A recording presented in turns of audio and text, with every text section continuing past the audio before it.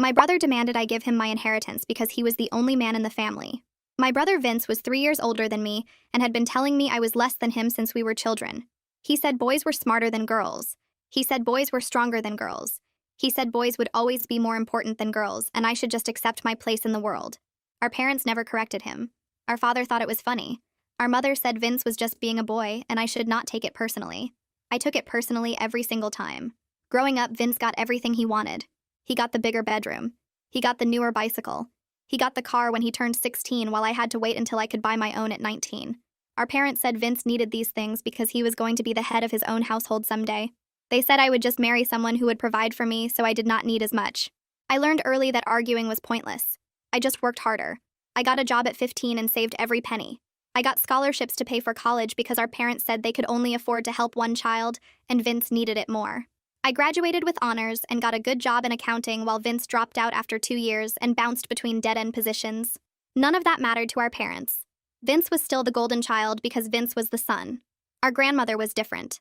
Grandma Faye was our mother's mother, and she had opinions about how her daughter raised us. She told our mother that favoring Vince would ruin him. She told our mother that I deserved the same opportunities as my brother. She told our mother that the world was changing and women did not need men to take care of them anymore. Our mother ignored her. Grandma Faye did not ignore me. She called me every Sunday to ask about my life. She came to my college graduation even though our parents said it was too far to drive. She visited my first apartment and told me she was proud of the woman I had become. She said I reminded her of herself when she was young. She said she wished she had someone in her corner back then, the way she wanted to be in mine. When Grandma Faye got sick 2 years ago, I drove 4 hours every weekend to help take care of her. I cooked her meals and cleaned her house and sat with her while she watched her favorite old movies. Vince visited twice in 18 months. Both times he asked Grandma Faye for money. Both times she told him no. She said he needed to learn to stand on his own feet. She said she would not enable his laziness. Grandma Faye passed away on a Wednesday morning in April. I was holding her hand when she took her last breath. Vince showed up late and spent most of the service on his phone. A week later, the lawyer called us for the reading of the will. We all sat in the lawyer's office waiting to hear what Grandma left behind. The lawyer read through the standard parts first. Grandma left some jewelry to our mother. She left some furniture to a cousin who had always admired it. She left a donation to the animal shelter where she used to volunteer. Then the lawyer got to the main assets. Grandma's house was worth about $300,000. Her savings account had another $200,000. She also had a small investment portfolio worth around $150,000. All of it went to me. Every single penny. The house, the savings, the investments, everything Grandma Faye owned was now mine. Vince stared at the lawyer like he misheard. He asked the lawyer to repeat it. The lawyer repeated it. He asked if there was a mistake. The lawyer said there was no mistake. He asked why he was not included. The lawyer said Grandma Faye left specific instructions. She said Vince would receive exactly what he earned through his relationship with her. She said that the amount was zero. Vince exploded. He shot forward across Nathan Powell's desk, both hands slamming down on the polished wood surface hard enough to make the pen holder rattle. I need to see that document myself. Nathan slid the will across the desk without changing his expression, his movements calm and measured like he dealt with angry people every day. Vince grabbed the papers and started reading, his finger tracing each line while his mouth moved silently. My mother made a choking sound beside me, and then the crying started. Quiet at first, but getting louder with each breath. My father's face went from normal to pink to deep red in the span of maybe 10 seconds, the color spreading up from his collar to his forehead. I could not move. My hands gripped the arms of my chair, and I just sat there watching my family fall apart over words on paper that Grandma Faye had written months ago. Vince finished reading and started over from the beginning. His hands shook enough that the papers rustled. My mother kept crying and my father kept getting redder, and Nathan just sat there behind his desk with his hands folded, waiting. The office felt too small suddenly, like the walls were closer than they had been 5 minutes ago. The air conditioning hummed, but I felt hot anyway. Vince read the will a third time before he looked up at me. You manipulated her. His voice came out rough and accusing. You spent all that time with her and you poisoned her mind against me. My father jumped in before I could respond. There is no way Mom would do this unless someone convinced her to. You must have told her lies about Vince. You must have made her think he did not care about her. Nathan cleared his throat and both of them turned to look at him. Mrs. Faye was mentally sound and fully capable of making her own decisions. I met with her multiple times over the past year to discuss her estate planning. She was very clear about her wishes and her reasoning. Vince slammed the papers down on the desk. What reasoning? What possible reason could she have? Nathan picked up the will and found a specific page. She stated that you would receive exactly what you earned through your relationship with her. She documented every interaction she had with you for the past 3 years, including the 2 times you visited and asked for money." My father opened his mouth and closed it again. My mother's crying got quieter but did not stop. She begged me from her chair, reaching across to grab my arm. "You have to do the right thing here. We are family, and family takes care of each other. You cannot just keep everything when Vince needs help too." The words hit me wrong because I remembered being 7 years old and asking why Vince got a new bike when mine was broken, and being told that boys needed things more than girls did. I remembered being 16 and asking why Vince got a car, and being told I would marry someone who would buy me one. I remembered being 19 and asking for help with college, and being told they could only afford to help one child, and Vince needed it more. Family takes care of each other. I stood up from my chair and picked up my purse. I need time to process this. My mother started to say something else, but I was already walking toward the door. Vince shouted after me that I was a selfish bitch who stole his birthright. I kept walking. Nathan called my name, but I did not stop until I was in the hallway with the door closed behind me. The drive back to my apartment took 4 hours, and I do not remember most of it. My phone started buzzing before I even got out of the parking lot. I glanced at it at a red light and saw my mother's name, then my father's name, then my mother again. I put the phone in the cup holder and turned the radio up loud enough to drown out the buzzing. The highway stretched out in front of me and I just drove, my hands tight on the steering wheel and my mind blank. When I finally pulled into my parking spot at my apartment building, I checked my phone. 23 missed calls. 15 from my mother, 6 from my father, 2 from Vince. I had 1 voicemail. I sat in my car in the dark parking lot and played it. Vince's voice came through angry but trying to sound reasonable. "We need to talk about fixing this situation before it tears the family apart. I want to work this out like adults. Call me back." I deleted the voicemail and got out of the car. He was blaming me for family problems like I was the one who spent 30 years telling him he was better than me because he was born male. Inside my apartment, I dropped my purse on the counter and stood in the kitchen with my hands shaking. The anger hit me all at once, hot and overwhelming. I grabbed my phone and called Natalia. She answered on the second ring and I asked if she could come over.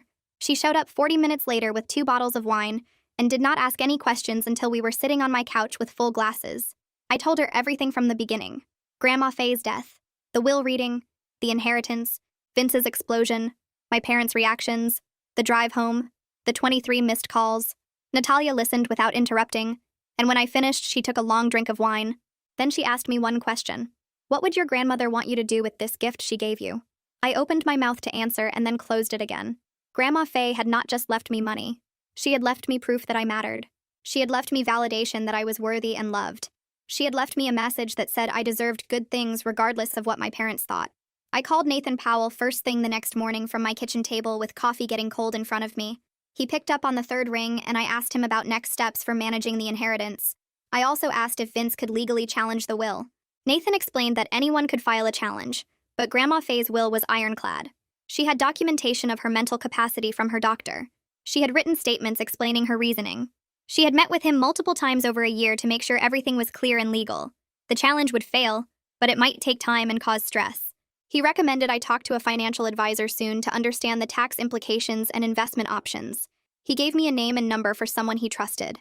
I wrote it down on a napkin because I could not find paper. My mother called while I was getting ready for work. I almost did not answer, but I knew she would just keep calling. Her voice came through the phone thick with tears. "You are destroying this family. You are breaking my heart by being greedy when your brother needs help." I held the phone away from my ear for a second and took a breath. Then I asked her what Vince needed help with. She said he was $30,000 in credit card debt and had been counting on inheritance money to get back on his feet. I felt something twist in my chest that might have been sympathy, except I remembered Grandma Faye refusing to give Vince money twice. She had said enabling his irresponsibility was not helping him. She had said he needed to learn to stand on his own feet. My mother kept talking about family and responsibility and doing the right thing, but I was not really listening anymore. My father called that evening with a different approach. His voice had that stern quality he used when he wanted me to know he was serious. He said that as the man of the family, Vince had responsibilities and expenses I did not understand as a single woman. He said the house should go to Vince because he would need it when he got married and started a family. He said I would just marry someone who would provide for me anyway, so I did not need it. I sat on my couch listening to him explain why my brother deserved my inheritance, and something clicked into place in my head. My father still thought this way after I had been financially independent for years. He still thought this way after Vince dropped out of college and bounced between jobs. He still thought this way after I graduated with honors and built a career. He would never see me as equal to Vince. Not ever. Charlotte Broderick's office was downtown in a building with marble floors and too much glass. She met me in the lobby and shook my hand with a firm grip. Her office had windows overlooking the city, and she offered me coffee before we sat down. She walked me through exactly what I had inherited. The house needed some repairs to the roof and the plumbing, but nothing major. The investments were solid, mostly index funds and bonds that Grandma had been adding to for decades. They needed some rebalancing to be more appropriate for someone my age. The tax implications were significant, but manageable with proper planning. Charlotte spread papers across her desk and explained everything in language I could understand. She treated me like a capable adult making important financial decisions. She did not talk down to me or suggest I wait for a man to help me figure it out. After a lifetime of my parents treating me like I could not handle money, sitting in Charlotte's office felt revolutionary. Vince showed up at my apartment on Saturday morning without calling first. I was still in my pajamas drinking coffee when someone knocked on my door hard enough to make me jump. I looked through the peephole and saw him standing in the hallway. He had driven 4 hours to talk to me. His face looked calm, almost pleasant, which meant he had switched tactics. I opened the door but left it wide open, unwilling to be alone with him given how he exploded at Nathan's office. He smiled at me and asked if he could come in. I stepped back and gestured to the couch, but I did not close the door. Vince sat down on my couch and ran his hands through his hair. He looked tired and older than his 30 years. He started talking about the lawyer's office and how he lost control. He said he was sorry for yelling and making a scene. He said he was shocked because he always thought Grandma loved both of us the same amount. His voice stayed calm and reasonable, like he practiced what to say on the drive over. He said he understood why I was upset, but we needed to think about this situation like adults. He said families should stick together and not let money come between them. He suggested we sell the house and split everything 50-50, because that was what fair siblings would do. He said Grandma probably did not think about how her will would cause problems between us. He said we could fix this ourselves without lawyers or court battles. I sat in the chair across from him and felt something cold settle in my chest. I asked him if he thought fair parents would have treated us equally growing up. His face went blank for a second. He said that was different. I asked him how it was different. He shifted on the couch and said our parents did the best they could with what they had. He said they had to make choices about where to put their resources. I reminded him that those resources went to him while I worked at 15 to buy my own things. He waved his hand like I was bringing up old history that did not matter anymore. He said we were talking about now, not the past. He said I needed to stop holding grudges and be mature about this situation. I felt my jaw tighten. I told him I was not making any decisions about the inheritance right now. I said I needed time to process everything and figure out what I wanted to do. His calm mask started to crack. He leaned forward with his elbows on his knees. He said I was being difficult on purpose. He said I got scholarships for college, so I did not need help back then. He said he struggled and deserved support from the family. I stared at him and felt something like amazement at how he could twist reality. He struggled through 2 years of college he barely attended while partying. I worked full-time and maintained honors classes for 4 years. He thought those things were equal. He thought his choice to drop out meant he deserved money more than I did. I stood up and told him he needed to leave my apartment. His face turned red. He stood up fast enough that the couch moved backward. He said I was going to regret this. He said I was choosing money over family. He said Mom and Dad would never forgive me for this betrayal. He walked to the door and grabbed the handle. He turned back and said his lawyer would be in touch about contesting the will. Then he left and slammed the door hard enough to make the wall shake. I locked the door and leaned against it. My hands were shaking, but not from fear. I was angry at him for thinking I would just hand over Grandma's gift because he showed up and asked nicely. I was angry at myself for the small part of me that felt guilty for saying no. I spent the rest of the weekend going through the documents Nathan gave me. There were bank statements and property deeds and investment portfolios. There were tax documents and insurance policies. Everything was organized in folders with labels in Grandma's neat handwriting. At the bottom of the stack, I found a sealed envelope with my name on it. I recognized Grandma's handwriting immediately. My hands shook as I opened it. The letter was 3 pages long on her good stationery. She started by saying she loved me and she was sorry she would not be there to see me read this. She said she watched my parents favor Vince our entire lives. She said it broke her heart to see me work. So hard for scraps of approval I never got. She said she tried to talk to my mother about the favoritism, but my mother would not listen. She said she knew I felt less than because of how my parents treated me. She said this inheritance was her way of telling me I was always worthy. She said I was always loved. She said I always deserved good things no matter what my parents thought about my gender. I sat on my couch and cried for an hour. I cried for Grandma and for the childhood I deserved but never had. I cried for the little girl who worked at 15 because her parents would not buy her a car. I cried for the college student who took out loans while her brother got family money. I kept reading through my tears. Grandma wrote that she hoped this money would give me freedom to build the life I wanted. She said I should not wait for a man to provide it for me. She said she was proud of the strong woman I became despite my parents. She said their limitations were not my fault. Her words felt like a hug from beyond the grave. They gave me strength to face what I knew was coming from my family. I folded the letter carefully and put it back in the envelope. I would keep it forever. On Monday, I took a personal day from work. I drove 4 hours to Grandma's house with the keys Nathan gave me. The house looked the same as it always had. White siding with blue shutters and a garden full of roses in the front yard. I parked in the driveway and sat in my car for a minute. An older woman came out of the house next door. She was small with white hair and she carried a plate covered in foil. She walked over to my car and I rolled down the window. She said her name was Mrs. Sisson, and she lived next door to Grandma for 20 years. She said she was glad Grandma left everything to me. She said I was the only one who visited and cared about her. She handed me the plate and said she made cookies. She said Grandma talked about me all the time. She said Vince came by twice in the past year asking Grandma for money. She said both times he left angry when Grandma said no. Mrs. Sisson patted my arm and said Grandma made the right choice. Then she went back to her house and I went inside. The house smelled like Grandma's lavender soap and old books. Everything was neat and clean the way she always kept it. I walked through the living room and kitchen and felt her presence everywhere. I started going through her desk in the spare bedroom. I found bills and receipts and old photos. I found a leather journal with her name on the cover. I opened it and saw dates from 5 years ago. She wrote about our family. She wrote about calling my mother to talk about the favoritism. She wrote about my mother making excuses for why Vince got more. She wrote about refusing to give Vince money when he asked. She wrote about me visiting every weekend when she got sick. She wrote about being proud of my job and my apartment and my life. Reading her words felt like proof that I was not crazy. Everything I felt about my family was real. She saw it too. She documented it in her own handwriting. I kept reading and found more entries about Vince. She wrote about him asking for $15,000 for gambling debts. She wrote about telling him to get help. She wrote about him getting angry and not visiting for 8 months. She wrote that she would not enable his problems by giving him money. The context made everything make sense. Grandma did not leave him nothing because she was mean. She left him nothing because she loved him enough to not make his problems worse. My phone rang and I saw my mother's name. I answered and she started talking before I could say hello. She asked what I was doing at Grandma's house without telling the family. Her voice was sharp and angry. I said I was the executor and I had the legal right to be here. I said I needed to secure the property and start managing the estate. She said it was disrespectful to go through Grandma's things without Vince there. I reminded her that Vince visited twice in 18 months. She said that did not matter because he was still family. I told her I would call her later and hung up. I kept looking through Grandma's desk. I found more journals going back 15 years. I opened one from when I was in high school. Grandma wrote about my graduation. She wrote about my parents leaving early to go to Vince's college party. She wrote about how I looked sad when I saw them leave. She wrote about being angry at my mother for missing my speech.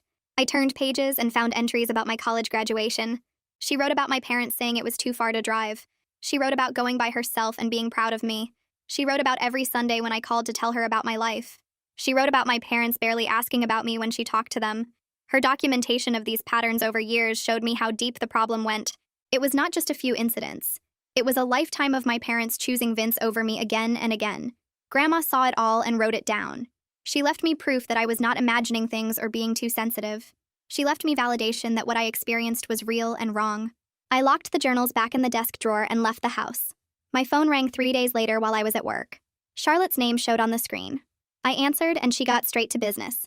She needed my signature on documents to set up accounts and transfer the assets from Grandma's estate into my name. The list was long. Bank accounts, investment portfolios, property deeds, tax forms. She said we should meet Wednesday afternoon at her office to handle everything at once. I agreed and wrote the appointment in my calendar. Charlotte's voice stayed professional but kind. She said I was doing well managing all the administrative tasks, and I should feel proud of handling everything properly. Then she said something that stuck with me. She said I did not owe anyone explanations about my financial decisions. The money was mine legally and ethically, and I had the right to manage it however I wanted. Her words felt like permission to stop defending myself to my family. I thanked her and hung up feeling both overwhelmed and grateful. The next morning, I found a thick envelope in my mailbox addressed to Nathan. The return address showed a law firm I did not recognize. I called Nathan and he told me to bring it to his office unopened. I drove over during my lunch break and handed him the envelope. He opened it and read through the papers inside. His expression stayed neutral, but I saw his jaw tighten. He looked up and told me Vince hired a lawyer named Dominic Fletcher, who was officially challenging the will. The letter claimed I used undue influence over Grandma in her final years to manipulate her into leaving everything to me. It demanded mediation before pursuing litigation. Nathan set the papers down and leaned back in his chair. He said this was a common pressure tactic meant to scare me into settling. The challenge had no merit given all the documentation of Grandma's mental capacity and her clear written explanations of her reasoning. He told me not to engage directly with Vince or Dominic Fletcher. All communication would go through him from now on. I nodded and felt my stomach twist with anxiety about what came next. That evening, my phone rang and both my parents' names showed on the screen. I answered and heard my father's voice first.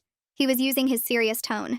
He said Vince's lawyer told them we could avoid court if I just agreed to split things fairly.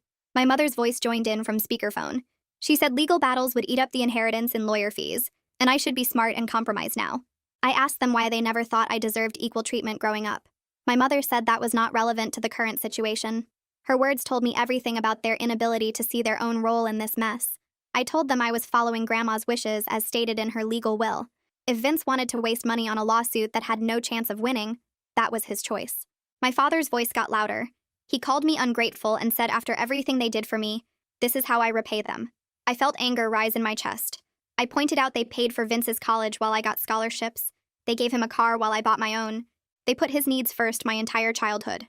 I asked what exactly I was supposed to be grateful for. My mother started sobbing. My father said I was not welcome at family events until I fixed this mess I created. The call ended with my mother crying in the background. I sat on my couch staring at my phone. They were blaming me for a situation caused by their lifetime of favoritism and Vince's entitlement. The irony would be funny if it was not so painful. I called Natalia and she came over with takeout. She listened to everything and reminded me that their rejection was about their inability to face their own failures, not about my worth. Her words helped, but the hurt still sat heavy in my chest. On Friday, I met with Sabine Lockhart at her office downtown. Natalia recommended her after I mentioned needing help processing everything. Sabine's office had comfortable chairs and soft lighting. She asked me to tell her what brought me in. I explained the inheritance and the family conflict, and how guilty I felt about having so much while Vince had nothing. Sabine listened without interrupting. When I finished, she said something that shifted my whole perspective. She said I was grieving multiple losses. I was grieving my grandmother. I was grieving the family relationships I thought I had. I was grieving the fantasy that my parents might eventually see me as equal to Vince. She said the inheritance was not just money. It was proof that at least one person in my family saw my true value. Her words made tears run down my face. Nathan called the following Tuesday. Dominic Fletcher filed the official will contest in probate court. The process would take several months to resolve. Nathan assured me the challenge was baseless, but I should prepare for my family to escalate their pressure tactics as they realized legal action would not work quickly. He recommended I document any harassment or threats in case we needed to pursue a restraining order. That seemed extreme until Vince started leaving voicemails. The first one was angry. The second one was angrier. By the fourth one, he was yelling that I stole from him and I would regret it. I saved every message and forwarded them to Nathan. My cousin called that Wednesday. She received Grandma's antique dining table and chairs in the will. She said she wanted to apologize for my parents' behavior and tell me she supported my decision to honor Grandma's wishes. She said she witnessed the favoritism growing up and always felt bad for me. She wished she had said something at the time. Her validation meant more than she knew. She mentioned that several other extended family members thought my parents and Vince were being unreasonable, but they were afraid to speak up. Hearing that I had some family support made me feel less alone. I drove back to Grandma's house on Saturday to continue sorting through her belongings. I found a cardboard box in the hall closet filled with cards and letters. I opened it and saw my handwriting on envelope after envelope, birthday cards I sent from college, thank you notes for Christmas gifts, postcards from trips I took, letters about my first apartment and my new job. She kept everything. I looked through the whole box and found only 5 items from Vince, all birthday cards. None had personal messages beyond his signature. The physical evidence of our different relationships with her made me feel less guilty about the inheritance. I was putting the box back when I heard the front door open. I walked into the living room and saw Vince standing there. He said he had a right to go through Grandma's things too. I told him he needed to leave since he was not the executor, and the property was legally mine now. He ignored me and walked toward the bedroom. He started opening drawers and grabbing items. He picked up Grandma's gold watch from the dresser. I told him to put it down because Grandma specifically mentioned in her will that the watch should go to me. He shoved it in his pocket and said it belonged to him. I pulled out my phone and called the police non-emergency line. I asked them to send an officer to remove a trespasser from my property. Vince's face turned red and he started yelling that I could not do this to him. The officer held up his hand and Vince stopped mid-sentence. The officer asked me if I was the legal owner of this property. I pulled out the will from my bag and showed him the relevant pages. The officer read through it while his partner kept Vince from moving closer to me. The officer asked if I was the executor. I said yes, and showed him Nathan's business card with a note on the back confirming my role. The officer turned to Vince and told him he needed to leave immediately since this was private property, and he did not have permission to be here. Vince argued that his grandmother's house should belong to the whole family. The officer said the will was clear and he needed to leave now or face trespassing charges. Vince pulled out his phone and said he was calling his lawyer. The officer said that was fine, but he still needed to leave the property while making that call. Vince shoved past me toward the door and yelled that I would regret this. He said he was suing me for emotional distress and I stole his inheritance. The officer followed him outside while I stood in the living room shaking. The second officer stayed with me and asked if I was okay. I nodded, but my hands would not stop trembling. The officer asked if this was the first time Vince showed up uninvited. I said yes, but he had been calling and leaving angry messages. The officer suggested I change the locks right away and consider getting a restraining order if Vince kept showing up. I had not thought about needing a restraining order against my own brother. The officer said family disputes over inheritance could get ugly fast, and it was better to be safe. He gave me his card and said to call if Vince came back. I thanked him and locked the door after both officers left. I sat on the couch for 20 minutes trying to calm down. My phone buzzed with a text from Nathan asking if everything was okay. I called him back and explained what happened. He said I did the right thing calling the police and asked me to forward any threatening messages Vince left. He also agreed with the officer about changing the locks. I looked up locksmiths in the area and found one who could come out that afternoon. The locksmith arrived 2 hours later and changed all 3 locks on the house. He also installed a security camera above the front door that connected to an app on my phone. The whole thing cost $400, but I felt safer knowing Vince could not just walk in anymore. Mrs. Sisson from next door came over while the locksmith was working. She asked if everything was all right after seeing the police cars. I explained that my brother showed up without permission and tried to take things that were not his.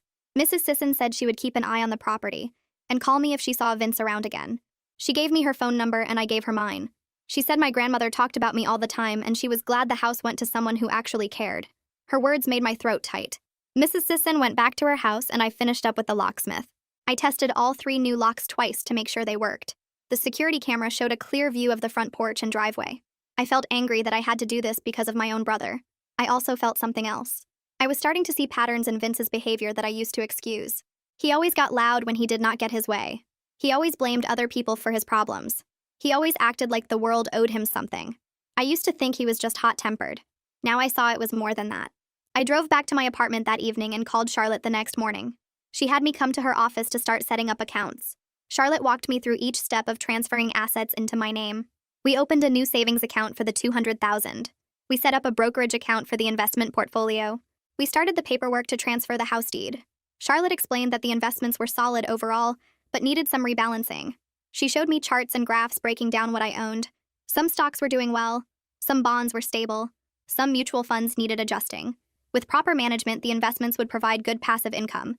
The savings would cover property taxes and create an emergency fund. Charlotte asked what I wanted to do with the house. I said I was not sure yet.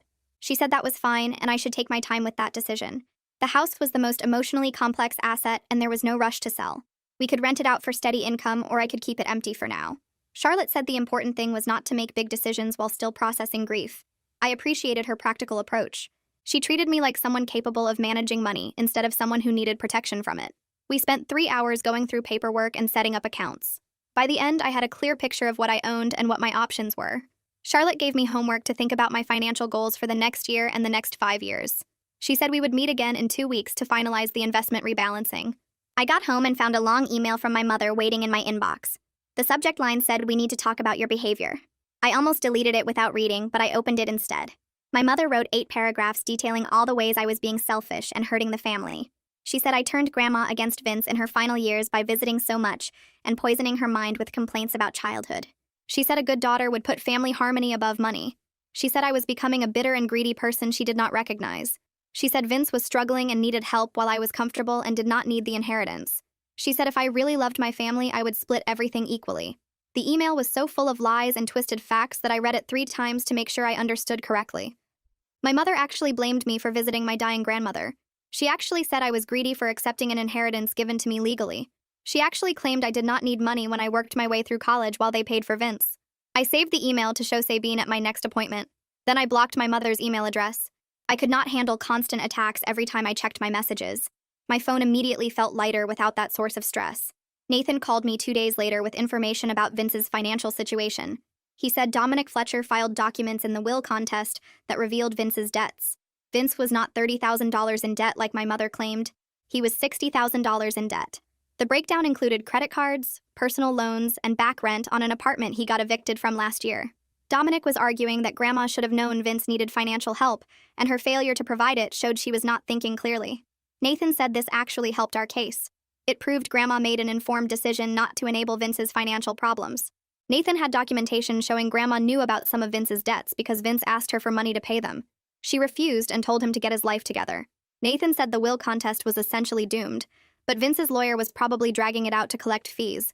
He told me not to worry and let him handle all the legal work. I went back to Grandma's house the following weekend to continue going through her belongings.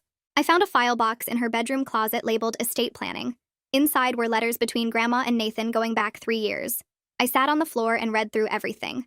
Grandma documented 6 times that Vince asked her for money. The first request was for $5,000 to pay credit card bills. The second was for $8,000 for gambling debts.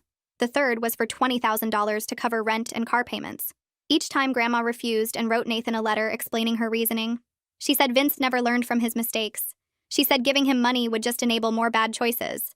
She said he needed to face consequences and grow up. After each refusal, Vince would get angry and not visit for months. Grandma wrote about feeling sad that her grandson only contacted her when he wanted money. She wrote about hoping he would change, but accepting that he probably would not. Her paper trail was incredibly thorough. She kept copies of text messages where Vince asked for money.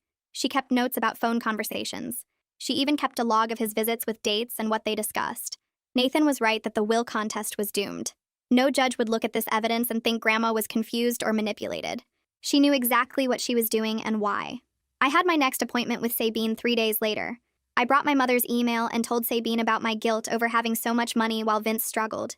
Sabine read the email and asked me what I thought about my mother's accusations. I said they were lies, but they still hurt. Sabine asked why I felt guilty about Vince's financial problems. I said he was my brother and maybe I should help him. Sabine asked if giving Vince money would actually help him. I thought about it and said probably not based on his history. Sabine said Vince's struggles were consequences of his choices and my parents' enabling. She said giving him money would not teach him accountability. It would just delay his need to face reality. She asked me what Grandma would want me to do.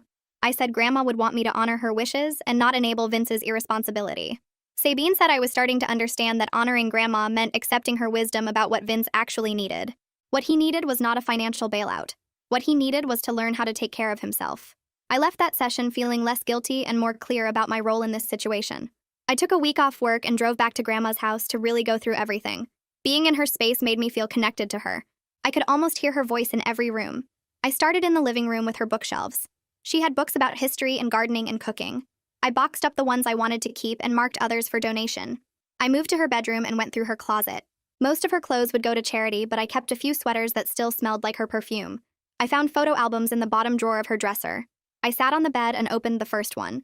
Pictures of me covered almost every page. Me as a baby. Me starting kindergarten. Me at my first piano recital. Me graduating high school. Me in my college dorm. Each photo had a note in Grandma's handwriting about what I accomplished or what milestone I reached. I looked through all 5 albums and found maybe 20 pictures of Vince total. Most were from when we were very young. There were no notes about his activities or achievements. The physical evidence of our different relationships sat in my hands. She documented my life because she cared about my life. She barely documented Vince because he barely gave her anything to document. Amos Wilcox came by on Thursday afternoon to assess the house. I met him at the front door and he walked through every room taking notes. He checked the roof and the foundation and the plumbing. He said the property was in good condition overall. It would need some minor repairs, but nothing major. He said the house would sell quickly in the current market for around $300,000. Or I could rent it out for about $1,800 a month, which would cover the property taxes and insurance with some left over. He asked what I was thinking about doing. I said I was not ready to decide yet. Amos said that was fine and there was no rush. He gave me his card and said to call when I was ready to move forward either way. Having professional information helped me feel less overwhelmed. I was managing a property 4 hours from where I lived, but at least I had options and people to help me figure it out. Nathan called Friday morning with news. The probate court dismissed Vince's will contest. The judge ruled that Grandma had documented mental capacity and detailed estate planning over several years. Her written explanations of her reasoning made her intentions clear and unambiguous. Vince could appeal, but Nathan said no judge would overturn this decision. The evidence supporting Grandma's choices was too strong. I felt relief wash over me. The legal threat was over. Nathan said he would send me the official court documents, and we could close out the estate proceedings. He congratulated me on seeing this through despite my family's pressure. I thanked him for all his help and hung up feeling lighter than I had in months. I walked into my apartment and dropped my keys on the counter. The relief hit me like a wave. The legal battle was over. Nathan won. Grandma's will stood exactly as she wrote it. Everything she left me was mine to keep. I sat on my couch and stared at the ceiling for a while. My phone buzzed on the coffee table. I picked it up and saw a voicemail notification from my father. I almost deleted it without listening, but something made me press play. His voice filled my living room with that tone he used when he thought he was being reasonable. He said the judge was wrong. He said the legal system was corrupt and failed to see the truth.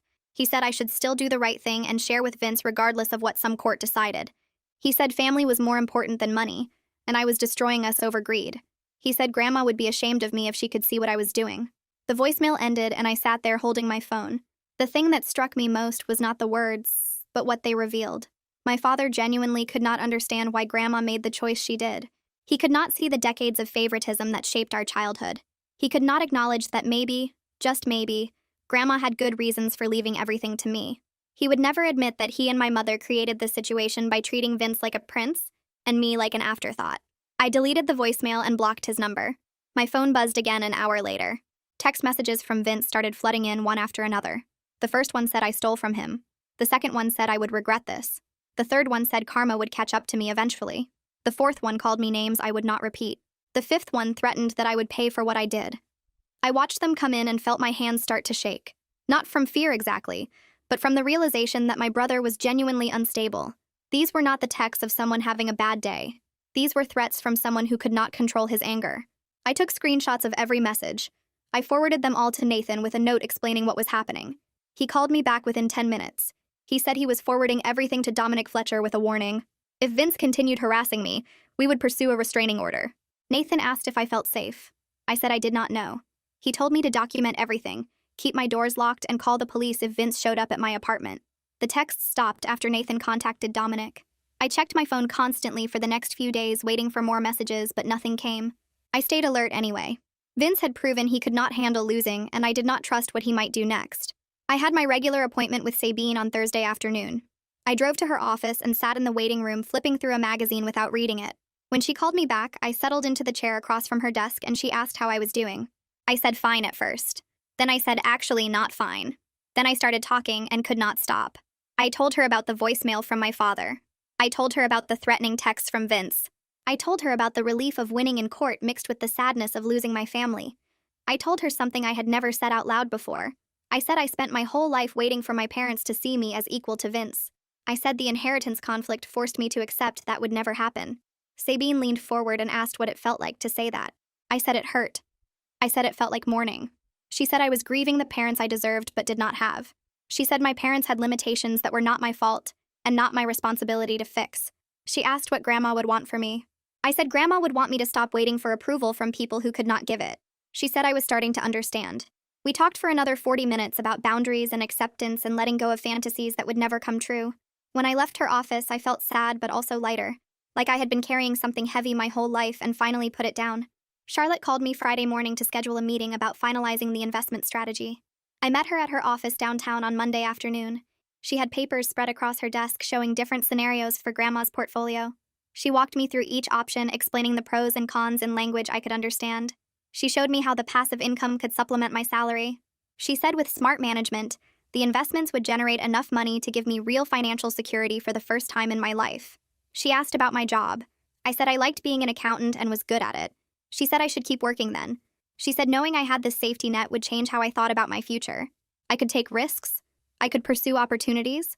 I could handle emergencies without constant anxiety. She asked what my financial baseline had been before the inheritance. I said anxiety. I said I always worried about money because I learned early that no one would help me if I failed. Charlotte nodded and said that made sense given my family dynamics. She said the inheritance was not just money. It was freedom from that fear. We spent 2 hours going over the details and signing paperwork. When I left her office, I had a clear plan for managing the investments and a much better understanding of what I now owned. I drove back to Grandma's house the following weekend to make a decision about the property. Amos met me there Saturday morning. We walked through every room while he explained my options again. I could sell and get around $300,000 after fees and taxes. Or I could rent it out for about $1,800 a month, which would cover property taxes, insurance, and maintenance with some left over. He asked what I was leaning toward. I said I was not ready to sell. The house was where Grandma loved me unconditionally. Selling it felt like losing the last physical connection to her. Amos said renting was a good option then. He said he could recommend a property management company that specialized in long-distance landlords. They would handle maintenance, find tenants, collect rent, and deal with any problems that came up. I would just receive a check each month and occasional updates. I asked how much that would cost. He said usually 10% of the monthly rent. I did the math in my head. That was still $1,600 a month in my pocket after they took their cut. I told Amos to set up a meeting with the property management company. He made some calls and scheduled an appointment for the next day. I met with the property manager Sunday afternoon. She walked through the house taking notes and photos. She said the place was in good shape and would rent quickly. She explained her company's process for screening tenants and handling repairs. She gave me a contract to review. I took it home and read through it carefully. Everything looked reasonable. I signed it and sent it back. The house was now officially a rental property instead of my grandmother's home, but at least it was still mine. A letter arrived at my apartment 2 weeks later. The return address was a law office I did not recognize. I opened it and found a formal demand from my parents' lawyer. The letter said I owed Vince $50,000 as compensation for emotional distress caused by the inheritance situation. It cited pain and suffering. It claimed my actions caused severe psychological harm to my brother. It demanded payment within 30 days or they would file a lawsuit. I read the letter 3 times trying to understand how my parents thought this made sense. I forwarded it to Nathan immediately. He called me that evening. He said the demand had no legal basis whatsoever. He said emotional distress claims required proof of intentional infliction of harm, and my honoring Grandma's legal will did not qualify. He said he would respond to their lawyer, making clear that further frivolous demands would be considered harassment. He asked if I was okay. I said I was amazed at my family's continued entitlement. I said I could not believe they still thought they deserved money from an inheritance someone else specifically chose not to give them. Nathan said some people never learn to accept consequences. He said my parents spent decades creating this dynamic, and they could not admit their role in it now. He said his response would shut down this particular avenue of attack. I thanked him and hung up. I was not scared anymore. I was just tired of dealing with people who refused to see reality. I went back to Grandma's house the next month to go through her jewelry and personal items. I had been putting it off because it felt too intimate, too final. But the property manager said the house would show better without all the personal belongings still there. I started in her bedroom with the jewelry box on her dresser. Most of the pieces were costume jewelry worth more in memories than money. I kept a few necklaces I remembered her wearing. I found her wedding ring at the bottom of the box wrapped in tissue paper. There was a note with it in her handwriting. She said she wanted me to have it when I got married. She said she hoped I would find a partner who valued me for who I was, rather than seeing me as less than because I was a woman. She said she knew I would choose someone who treated me as an equal because I had learned my worth despite my parents' failure to teach it. I sat on her bed and cried holding the ring. Then I smiled because she understood exactly what I needed to hear. I put the ring in my purse to take home. I spent the rest of the afternoon sorting through her things. Some items went into boxes for donation. Some went into boxes to keep. Some went into boxes to sell. By the time I finished, the house felt emptier, but also lighter, ready for someone new to make it a home.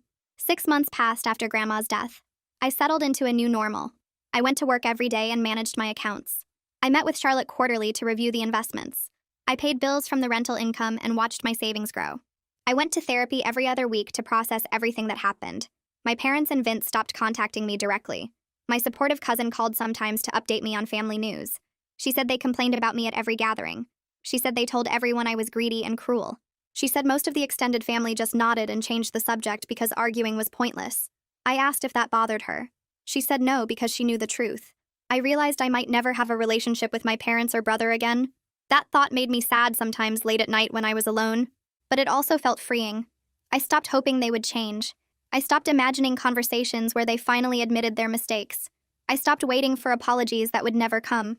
I just lived my life and let them live theirs. The grief was real, but so was the peace. I used some of the inheritance money to book a trip to Italy in the spring. Grandma always wanted to go, but never got the chance. She talked about seeing the art in Florence and the history in Rome. She had books about Italian cooking and Renaissance painters. I decided to take the trip for both of us. I packed a small container with some of her ashes. I flew to Rome in April and spent a week wandering through ancient ruins and Baroque churches. I scattered some of her ashes in a quiet corner of the Forum. I took a train to Florence and spent another week in museums looking at paintings she would have loved. I scattered more ashes near the Ponte Vecchio at sunset. I felt her presence with me the whole time, like she was finally getting to experience the art and history that fascinated her for so many years. I bought postcards and wrote messages to Mrs. Sisson and my cousin telling them about the adventure Grandma and I were having together. I ate pasta and drank wine and walked until my feet hurt. I came home exhausted and happy. The trip felt like a gift we shared even though she was not physically there. Back home, I threw myself into my career with new energy. The financial security from the inheritance changed how I approached my job. I was not desperate anymore. I was not scared of losing my position or struggling to pay bills. That confidence showed in how I handled clients and managed projects. My boss noticed. He called me into his office 3 months after I got back from Italy. He said he was promoting me to senior accountant with a significant raise. He said I had proven myself over the years and my recent work was exceptional. He asked what changed. I said I just felt more confident lately. He said it showed and congratulated me. I negotiated better terms than I would have before. I asked for more vacation time and flexible work arrangements. I got both because I was willing to walk away if they said no. My boss commented that I seemed different, more assertive, more self-assured. I smiled and said I was just finally valuing myself the way I deserved. I left his office with a new title and better pay, and the knowledge that Grandma's inheritance gave me more than money. It gave me permission to believe I was worth something. I signed up to volunteer at the Women's Financial Independence Center 3 months after Italy. The organization offered free financial literacy workshops to women trying to build careers and manage money on their own. I filled out an application explaining my background in accounting and my interest in helping other women learn the skills I had to figure out myself. The director called me 2 days later and asked when I could start. She said they desperately needed volunteers who understood both the practical side of money management and the emotional challenges women faced when they had been taught their whole lives that men would handle finances for them. I started the following week teaching a basic budgeting class to 8 women ranging from 20 to 60 years old. Some were divorced and managing money alone for the first time. Some were young and trying to avoid the financial mistakes their mothers made. Some were supporting themselves after leaving bad relationships where their partners controlled all the money. I showed them how to track expenses and create realistic budgets and prioritize bills and build emergency funds. I talked about my own experience working since 15 and putting myself through college and learning to manage money because no one was going to do it for me. The women asked questions and shared their own stories and thanked me afterward for making finance feel less scary. I drove home that first night feeling more satisfied than I had felt at my regular job in months. This was what mattered. This was how I could honor what Grandma taught me about independence and self-worth. Natalia and I drove to my hometown on a Saturday morning in late September. The rental family had been living in Grandma's house for 4 months, and I wanted to check on the property and visit the grave. Natalia brought her camera because she liked taking pictures of small-town architecture. We stopped for coffee and drove the last hour listening to a podcast about financial planning for women, which made Natalia laugh because I had become obsessed with the topic since starting my volunteer work. I pulled up to Grandma's house and saw toys in the yard and curtains in the windows and a welcome mat on the front porch. The family was making it a home. The property manager said they were wonderful tenants who paid on time and took good care of everything. I felt glad that the house was used and loved instead of sitting empty. We drove past my old high school and the library where I spent so many afternoons studying, and the grocery store where I worked my first job. Natalia asked questions about my childhood, and I pointed out landmarks while telling her stories about growing up here. Some memories were good. Most were complicated. We ended up at the cemetery on the edge of town where Grandma was buried next to my grandfather, who died before I was born. I brought fresh flowers and stood at her grave for a long time just thinking about everything that changed since April. I told her about the promotion and the trip to Italy and the volunteer work and the financial security that let me make choices instead of just surviving. I told her about cutting off my parents and Vince and learning to build my own life without their approval. I told her I was happy in a way I never thought possible when I was growing up in this town, feeling less than my brother. Natalia stood back giving me space, but I could feel her support. I felt Grandma's presence too. Not in a supernatural way, but in the sense that her love and belief in me had become part of who I was now. She gave me permission to value myself, and I was finally learning how. My cousin called in October to invite me to her daughter's 8th birthday party. She said it would be a small family gathering, and she understood if I did not want to come given the situation with my parents. I asked if they would be there.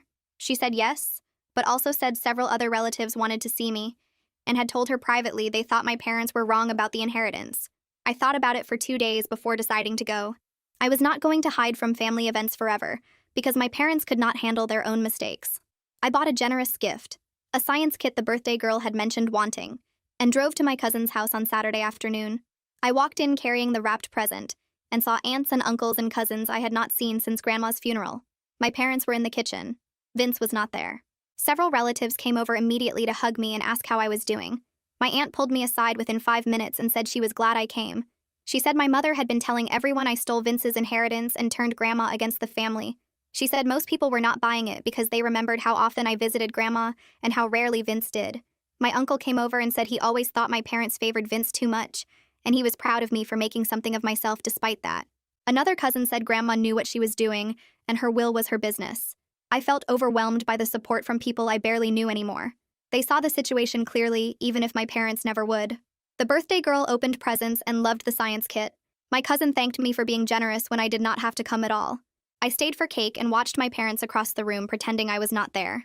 They did not approach me. I did not approach them.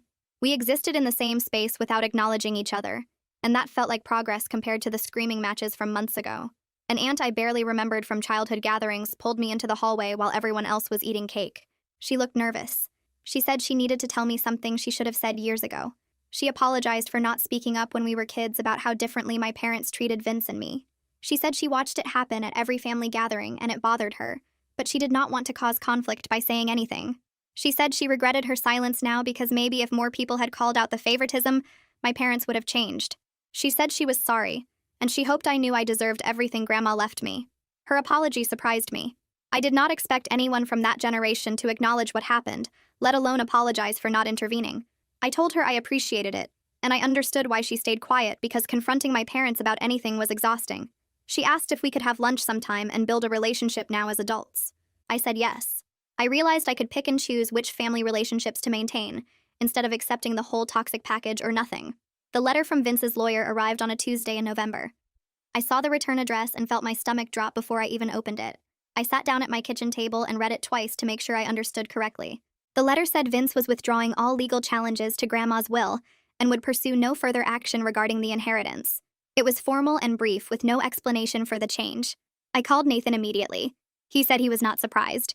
He said Vince's case had no merit from the beginning, and his lawyer probably told him continuing would just waste more money on legal fees.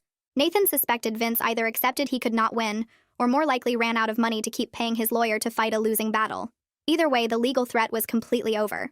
I could move forward without worrying about court dates or depositions or any more challenges to Grandma's wishes. I thanked Nathan for handling everything and hung up feeling lighter than I had felt in months. The last piece of uncertainty was gone. Vince could not take this from me. My parents could not guilt me into giving it up.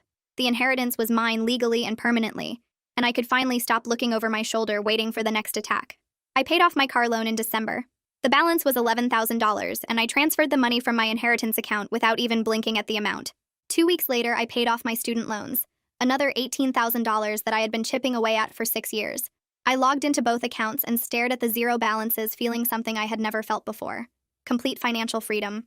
No debt. No monthly payments hanging over my head. No interest accumulating while I tried to get ahead. I owned my car outright. My education was paid for. My credit cards had zero balance because I learned early to never spend money I did not have. I had savings and investments and rental income and a good salary from my job. For the first time in my adult life, I was not just surviving, I was actually secure.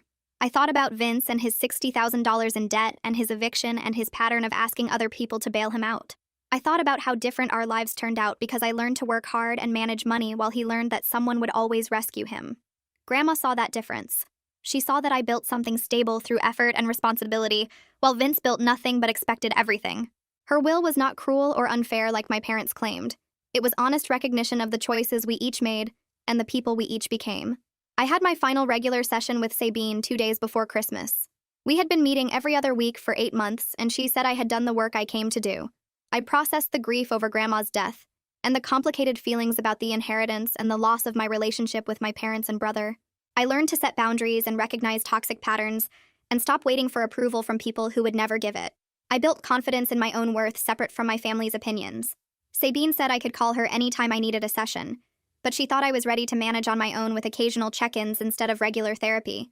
She said she was proud of how I honored both Grandma's gift and my own value. She said a lot of people in my situation would have caved to family pressure or felt too guilty to keep the inheritance, but I stood firm in what I knew was right. I thanked her for helping me navigate everything, and left her office feeling grateful for the professional support that made such a difference. I could not have done this alone, and I did not have to. I called my college in January to ask about setting up a scholarship fund. The development office transferred me to someone who handled donor relations, and I explained what I wanted to do.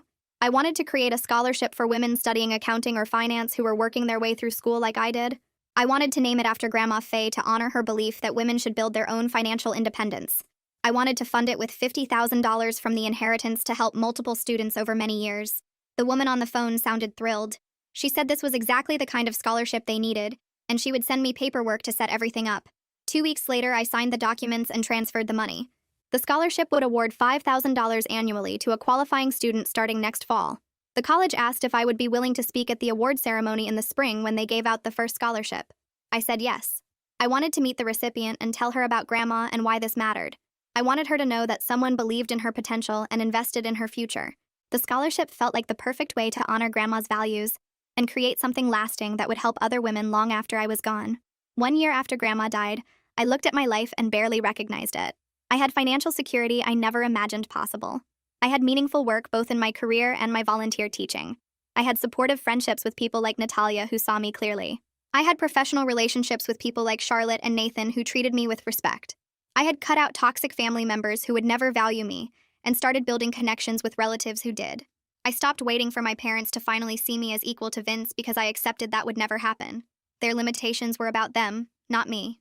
I built a life that reflected my own values and priorities instead of trying to earn approval from people who could not give it. The inheritance was not just about money, though the financial security mattered. It was about validation. It was about knowing at least one person in my family saw my worth and loved me unconditionally. Grandma's gift freed me to become fully myself without apologizing for taking up space or wanting things or believing I deserved good treatment. I was thriving in ways I never thought possible when I was the overlooked daughter working 3 jobs to pay for college while my brother got everything handed to him. I visited Grandma's grave on the anniversary of her death in April. I brought flowers and stood there for a long time telling her everything. I told her about the scholarship that would help young women like I was. I told her about the promotion at work and the confidence I gained from financial security. I told her about the trip to Italy where I scattered her ashes in places she always wanted to see. I told her about the volunteer work teaching other women to manage money and build independence. I told her about cutting off my parents and Vince and learning to be okay with that loss. I thanked her for seeing me when they could not. I thanked her for loving me unconditionally when they loved me only if I stayed small and quiet and was accepted less than Vince. I thanked her for having the courage to make a will that reflected her values instead of bowing to family pressure and splitting everything equally like my parents demanded. Her final act of love freed me from a lifetime of feeling less than. I was finally living fully instead of just surviving and trying to prove I was good enough. I promised her I would honor her gift by continuing to help other women and by never accepting less than I deserved again. My cousin called on a Tuesday evening while I was making dinner. She said my parents asked about me at a family gathering last weekend. They wanted to know how I was doing but were too proud to reach out themselves. She said they looked smaller somehow, like the weight of their choices had physically diminished them. I stirred the pasta and felt a small pang of sadness for them. They lost a daughter over their inability to see past their own biases, but I felt no desire to resume contact unless they could acknowledge their role in our broken relationship. She said they still blamed me for everything, still insisted I should have shared the inheritance with Vince. Their pattern of blaming everyone but themselves remained unchanged. I thanked her for letting me know and told her I was doing well. After we hung up, I realized I meant it. I was doing well without them. The scholarship ceremony took place on a warm spring evening in the college auditorium where I graduated years ago. I sat in the audience watching students receive their awards and felt nervous about speaking later. The development officer introduced the first recipient of the Grandma Faye Financial Independence Scholarship. A young woman named Maya walked onto the stage looking overwhelmed. She was working 2 jobs while maintaining a high grade point average in accounting. The officer read her essay about growing up watching her mother struggle financially and wanting to build independence for herself. Maya reminded me so much of myself at that age. After the ceremony, I met her backstage. I told her about Grandma and why I created the scholarship. I explained how my grandmother believed women should build their own financial security. Maya started crying and said it meant everything to know someone believed in her potential. She said the scholarship would let her quit one of her jobs and focus more on her studies. I hugged her and told her she deserved this support. Walking back to my car, I realized this was what Grandma wanted. Her love and support rippling outward to help other women thrive long after she was gone. I met him at one of my volunteer teaching sessions 6 months after the scholarship ceremony. He helped coordinate the financial literacy program and noticed me working with a group of women on budgeting basics. We started talking after class and discovered we shared similar values about education and independence. His name was Ethan, and he treated me like an equal partner from the start. He celebrated my promotion at work instead of feeling threatened by my success. He never knew the insecure version of me who sought approval from parents who could not give it. When I told him about my family situation, he was amazed. He could not understand parents who favored one child over another based on gender. His perspective helped me see how far I had come since Grandma died. I was no longer the overlooked daughter trying to prove her worth. I was confident and secure in myself. Ethan saw that strength and valued it. We took things slow, but I felt hopeful about the future in a way I never expected. 2 years after receiving the inheritance, I looked at my life and barely recognized it in the best possible way. I had financial security that gave me freedom to make choices based on what I wanted instead of what I could afford. My career was thriving after my promotion, and I loved my work. I had meaningful relationships with people who valued me for who I was. The scholarship fund was helping young women like Maya build their futures. I volunteered regularly teaching financial literacy and felt connected to my community. Ethan and I were talking about moving in together. I had cut ties with toxic family members and built connections with relatives who actually cared about me. The inheritance was never just about money. It was about validation and freedom and knowing I was worthy of love and investment all along. Grandma saw my value when my parents could not. She gave me the gift of believing in myself. I carried her belief forward every day. I was finally genuinely happy in a way I never thought possible when I was that overlooked daughter working 3 jobs to pay for college while my brother got everything handed to him. I visited Grandma's grave every few months and told her about my life. I thanked her for seeing me and loving me and having the courage to make a will that reflected her values. Her final act of love freed me to become fully myself. I was living the life she always wanted for me, and I knew she would be proud.